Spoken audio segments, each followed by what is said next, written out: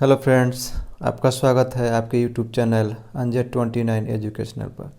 Friends, आज की इस वीडियो में हम लोग देखेंगे 7 अक्टूबर 2021 के टॉप 15 करंट अफेयर्स के बारे में। फ्रेंड्स, आज की इस वीडियो में उन्हीं घटनाओं और उन्हीं करंट अफेयर्स प्रश्नों को संकलित किया गया है जो एग्ज़ाम पॉइंट ऑफ व्यू से इम्पोर्टेंट होने वाला है। तो चलिए फ्रेंड्स, स्टार्ट करते हैं आज का इस वीडियो। हाल ही में किस राष्ट्रीय उद्यान का नया नाम रामगंगा राष्ट्रीय उद्यान रखा गया है? हाल ही में किस राष्ट्रीय उद्यान का नया नाम रामगंगा राष्ट्रीय उद्यान रखा गया है? ऑप्शन ए जिम कॉर्बेट राष्ट्रीय उद्यान, ऑप्शन बी राजाजी राष्ट्रीय उद्यान, ऑप्शन सी काजीरंगा राष्ट्रीय उद्यान, ऑप्शन डी ओरांग राष्ट्रीय उद्यान। इस प्रश्न का सही जवाब होगा ऑप्शन ए जिम कॉर्बेट राष्ट्रीय उद्यान। चलिए फ्रेंड्स, इस प्रश्न के डिटेल्स जानते हैं।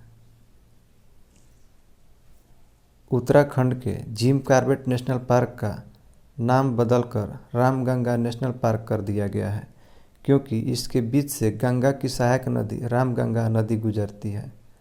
फ्रेंड्स, अब जिम कॉर्बेट नेशनल पार्क का नाम चेंज हो गया है।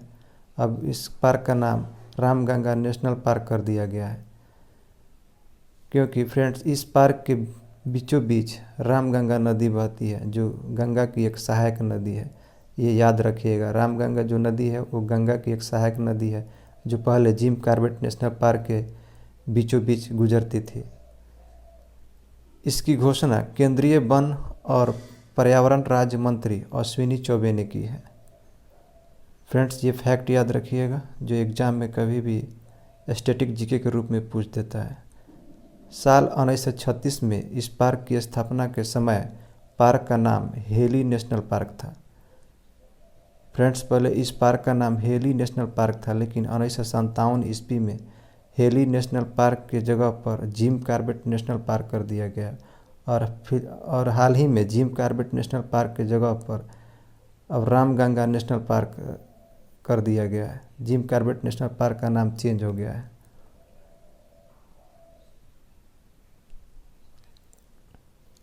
साल 2021 के लिए केमिस्ट्री के क्षेत्र में नोबेल पुरस्कार से किसे सम्मानित किया गया है?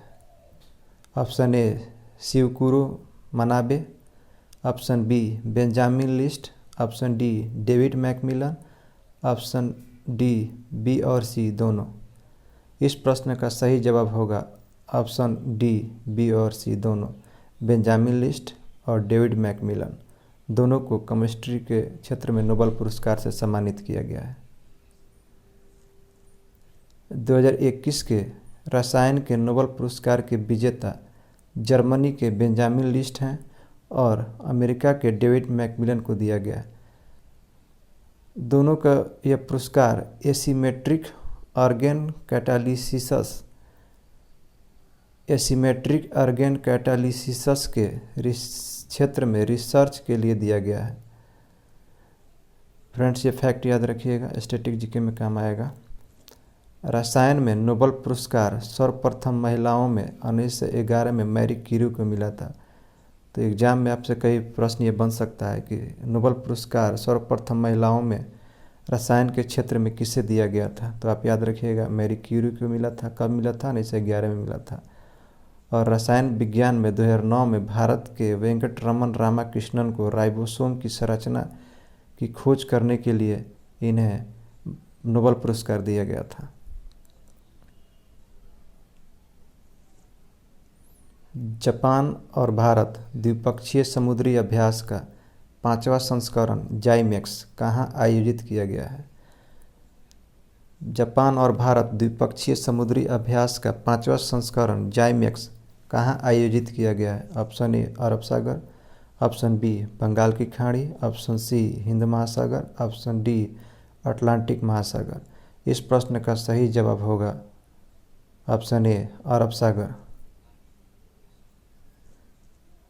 जापान और भारत द्विपक्षीय समुद्री अभ्यास का 5वां संस्करण, फ्रेंड्स आप संस्करण याद रखिएगा, 5वां संस्करण जाइमेक्स 6 से लेकर 8 अक्टूबर 2021 तक अरब सागर में इसका आयोजन किया जाएगा।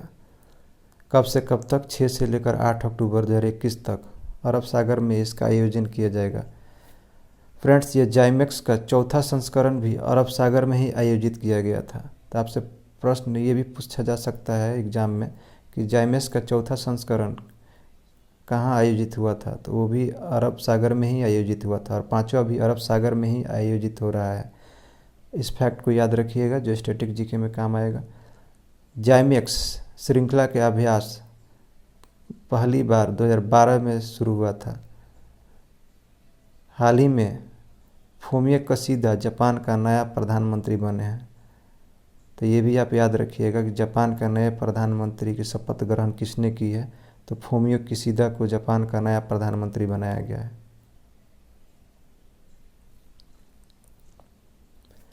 भारत का पहला vertical lift railway sea bridge किस राज्य में बनाया जा रहा है? भारत का पहला वर्टिकल लिफ्ट किस राज्य में बनाया जा रहा है?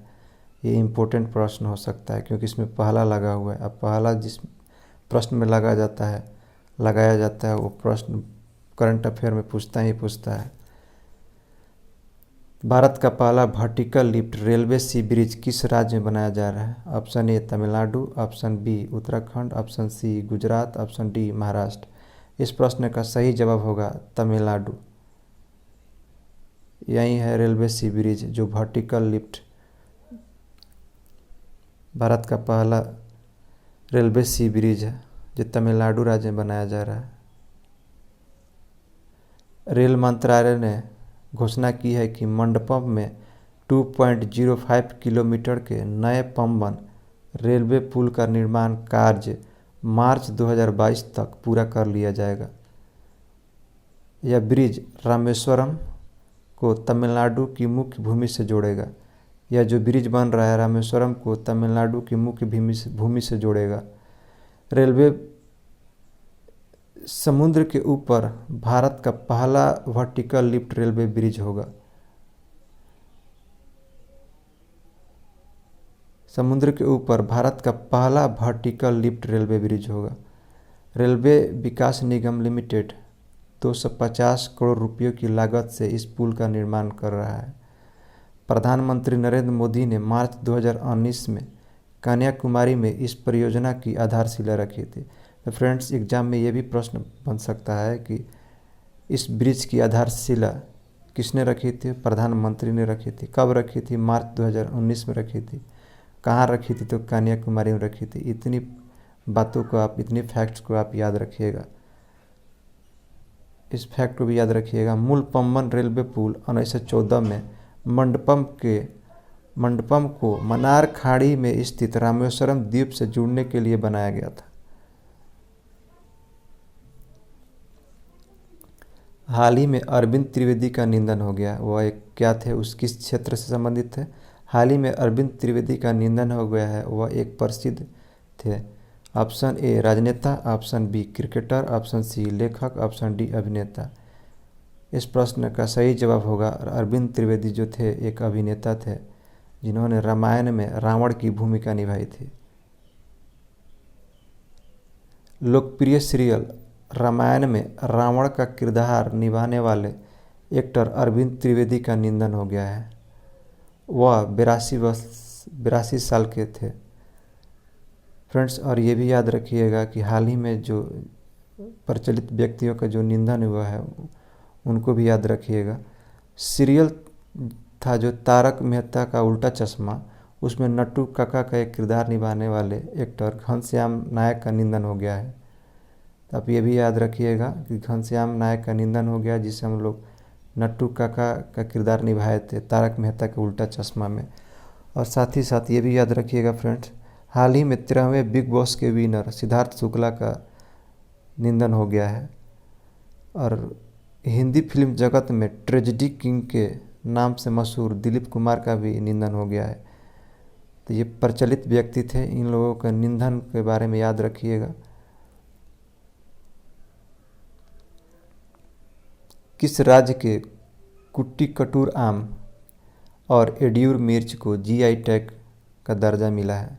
किस राज्य के कुट्टी कटूर आम और एडियूर मिर्च को जीआई टैग का दर्जा मिला है? Option A Kerala, option B Tamil Nadu, option C Maharashtra, option D Assam. इस प्रश्न का सही जवाब होगा ऑप्शन ए केरल। अब फ्रेंड्स हाल ही में जो दिए गए हैं जीआई टैग वो भी याद रखिएगा। सोजत मेहंदी को जीआई टैग मिला है, यह किस राज्य का है? राजस्थान का। वैसे ही जुड़ीमा चावल असम का, पालघर के चीकू महाराष्ट्र का, कोला मिर्च को जीआई टैग मिला है, ये गोवा राज्य का है। रवाडा कोलम चावल और सफ़ेद प्याज को जीआई टैग हाल ही में मिला है, वो महाराष्ट्र राज्य का है। क्रिप्टो एक्सचेंज क्वाइन DCX के ब्रांड एम्बेसडर कौन बने हैं? क्रिप्टो एक्सचेंज क्वाइन DCX के ब्रांड एम्बेसडर कौन बने हैं? Option A Ranveer Singh, option B Akshay Kumar, option C Amitabh Bachchan, option D Pankaj Tripathi. इस प्रश्न का सही जवाब होगा अमिताभ बच्चन। क्वाइन DCX ने अमिताभ बच्चन को अपना ब्रांड एम्बेसडर नियुक्त किया है। अमिताभ बच्चन को क्रिप्टो करेंसी के बारे में जागरूकता फैलाने के लिए ब्रांड एम्बेसडर बनाया गया है। और साथ ही साथ ये भी फैक्ट याद रखिएगा, हाल ही में Amitabh Bachchan IDFC first bank के पहले ब्रांड एम्बेसडर नियुक्त हुए हैं। किस बैंक के? IDFC बैंक के पहले ब्रांड एम्बेसडर नियुक्त हुए हैं, ये भी फैक्ट याद रखिएगा। हाल ही में किस देश ने सभी क्रिप्टो करेंसी लेन देन को अवैध घोषित कर दिया है? हाल ही में किस देश ने सभी क्रिप्टो करेंसी लेन देन को अवैध घोषित कर दिया है? Option A Nepal, option B America, option C Japan, option D चीन। इस प्रश्न का सही जवाब होगा चीन। चीन ने अवैध घोषित कर दिया है सभी क्रिप्टो करेंसी की लेन देन को। प्रो कबड्डी लीग के लगाई गई बोली में अब तक के सबसे महंगे खिलाड़ी निम्न में से कौन बन गए हैं? प्रो कबड्डी लीग के लगाई गई बोली में अब तक के सबसे महंगे खिलाड़ी निम्न में से कौन बन गए हैं? Option A Pradeep Narwal, option B Anup Kumar, option C Ajay Thakur, option D Ranjit Yadav. इस प्रश्न का सही जवाब होगा ऑप्शन ए प्रदीप नरवाल। ये चित्र में जो दिख रहे हैं यही है प्रदीप नरवाल, ये कबड्डी प्लेयर है। राष्ट्रीय शिक्षा नीति 2020 को लागू करने वाला कर्नाटक के बाद कौन सा राज्य भारत का दूसरा राज्य बन गया है? तो राष्ट्रीय शिक्षा नीति 2021 को लागू करने वाला कर्नाटक के बाद कौन सा राज्य भारत का दूसरा राज्य बन गया है? Option A Kerala, option B Assam, option C Madhya Pradesh, option D Uttar Pradesh. इस प्रश्न का सही जवाब होगा ऑप्शन सी मध्य प्रदेश। भारत का दूसरा राज्य मध्य प्रदेश बन गया है जो राष्ट्रीय शिक्षा नीति को लागू किया है। और एग्जाम में आपसे प्रश्न पूछ सकता है कि राष्ट्रीय शिक्षा नीति को लागू करने वाला भारत का पहला राज्य कौन सा है? तो आप याद रखिएगा कर्नाटक पहला राज्य है।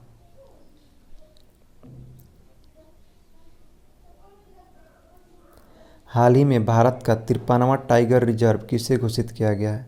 हाल ही में भारत का 53वां टाइगर रिजर्व किसे घोषित किया गया है?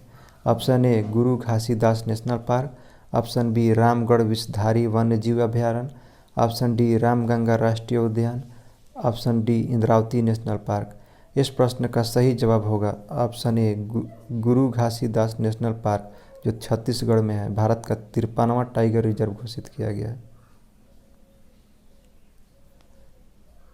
गुरु घासीदास नेशनल पार्क भारत का 53वां टाइगर रिजर्व घोषित किया गया है। यह छत्तीसगढ़ राज्य में स्थित है। यह भारत का 53वां और छत्तीसगढ़ का चौथा टाइगर रिजर्व है। फैक्ट फ्रेंड्स याद रखिएगा, स्टैटिक जीके के लिए इंपॉर्टेंट होने वाले हैं ये।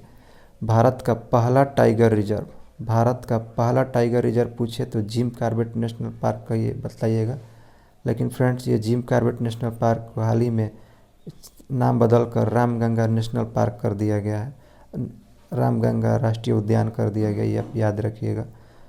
भारत का सबसे बड़ा टाइगर रिजर्व, भारत का सबसे बड़ा tiger reserve Nagarjuna Sagar tiger reserve Andhra Pradesh में है। अगर एग्जाम में पूछे भारत का सबसे बड़ा टाइगर रिजर्व तो नागार्जुन सागर टाइगर रिजर्व आंध्र प्रदेश में जो स्थित है। भारत का सबसे छोटा टाइगर रिजर्व पेंच टाइगर रिजर्व जो मध्य प्रदेश में स्थित है। किस राज्य सरकार ने भारत के पहले ई मछली बाजार ऐप फिश वाले लॉन्च किया है? किस राज्य सरकार ने भारत के पहले ई मछली बाजार ऐप फिश वाले लॉन्च किया है? Option A Paschim Bengal, option B Tamil Nadu, option C Andhra Pradesh, option D Assam. इस प्रश्न का सही जवाब होगा असम। असम ने इस ऐप को लॉन्च किया है, फिश वाला। इस ऐप का नाम याद रखिएगा, फिश वाले। साहित्य के क्षेत्र में नोबेल पुरस्कार 2021 किसे देने की घोषणा की गई है? साहित्य के क्षेत्र में नोबेल पुरस्कार 2021 किसे देने की घोषणा की गई है? Option A Arundhati Roy, option B Abdulrazak Gurnah, option C Amitav Ghosh, option D Mayank Mehta. इस प्रश्न का सही जवाब होगा option B Abdulrazak Gurnah. ये तंजानिया के रहने वाले हैं, लेकिन ये वर्तमान में यूके में रहते हैं। साहित्य का नोबेल पुरस्कार अब्दुल रज़ाक गुरनाह को देने की घोषणा की गई है। यह तंजानिया के एक प्रसिद्ध उपन्यासकार हैं जो वर्तमान में यूके में रहते हैं और केंट विश्वविद्यालय में अंग्रेजी साहित्य पढ़ाते हैं। अब फ्रेंड्स, ये फैक्ट ये भी याद रखिएगा, अब्दुल रज़ाक गुरनाह का सबसे प्रसिद्ध उपन्यास पैराडाइज है। तो फ्रेंड्स, आपसे ये प्रश्न पूछ सकता है कि पैराडाइज के लेखक कौन है? तो आप याद रखिएगा अब्दुल रज़ाक गुरनाह है, जिसे 1994 में बुकर पुरस्कार से सम्मानित किया गया था। पैराडाइज के लिए इन्हें 1994 में बुकर प्राइज अवार्ड से सम्मानित किया जा चुका है। WHO ने किस वैक्सीन को दुनिया की पहली मलेरिया वैक्सीन के रूप में मंजूरी दे दी है? WHO ने किस वैक्सीन को दुनिया की पहली मलेरिया वैक्सीन के रूप में मंजूरी दे दी है? Option A malaria XD, option B मालेवायरस भी, option C Glaxo FD, option D Mosquirix. इस प्रश्न का सही जवाब होगा ऑप्शन डी मॉस्क्यूरिक्स। WHO ने मॉस्क्यूरिक्स को दुनिया का पहली मलेरिया वैक्सीन के रूप में मंजूरी दे दी है। फ्रेंड्स, ये आप याद रखिएगा, इंपॉर्टेंट करंट अफेयर बन सकता है किसी भी एग्जाम के लिए। इस मलेरिया वैक्सीन को ब्रिटिश दवा कंपनी ग्लैक्सोस्मिथक्लाइन ने GSK द्वारा विकसित किया गया है। इस मलेरिया वैक्सीन को ब्रिटिश दवा कंपनी ग्लैक्सोस्मिथक्लाइन द्वारा विकसित किया गया है। और साथ ही साथ ये फैक्ट याद रखिएगा फ्रेंड्स, मलेरिया के प्रोटोजोआ का नाम प्लाज्मोडियम फॉल्सीफेरम है। मलेरिया जो फैलता है मादा एनाफिलीज के मच्छरों के काटने से फैलता है। हाल ही में WHO ने चीन को मलेरिया मुक्त घोषित कर दिया है। ये भी आप फैक्ट को याद रखिएगा। 6 अक्टूबर 2021 से बथुकम्मा उत्सव 6 अक्टूबर 2021 से बथुकम्मा उत्सव किस राज्य में शुरू किया गया है? Option A Paschim Bengal, option B Manipur, option C Gujarat, option D Telangana. इस प्रश्न का सही जवाब है ऑप्शन डी तेलंगाना। तेलंगाना में बथुकम्मा उत्सव मनाया जाता है।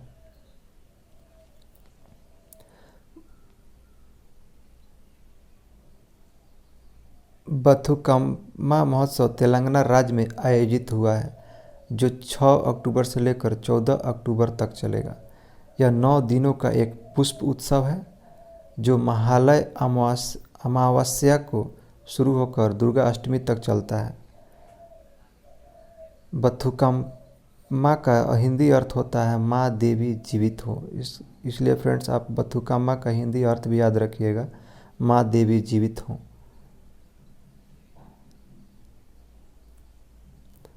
अंतर्राष्ट्रीय हॉकी महासंघ ने किस महिला खिलाड़ी और पुरुष खिलाड़ी को प्लेयर ऑफ द ईयर घोषित किया है? अंतर्राष्ट्रीय हॉकी महासंघ ने किस महिला खिलाड़ी और पुरुष खिलाड़ी को प्लेयर ऑफ द ईयर घोषित किया है? Option A Gurjit Kaur female, option B Harmanpreet male, option C A और बी दोनों, ऑप्शन डी इनमें से कोई नहीं। इस प्रश्न का सही जवाब होगा ऑप्शन ए और बी दोनों, यही दोनों है। फ्रेंड्स, उम्मीद है यह वीडियो आप लोगों को अच्छा लगा होगा। अगर यह वीडियो आप लोगों को पसंद आया होगा तो इस चैनल को सब्सक्राइब करें, लाइक करें और कमेंट करें। फ्रेंड्स, इस वीडियो को देखने के लिए धन्यवाद।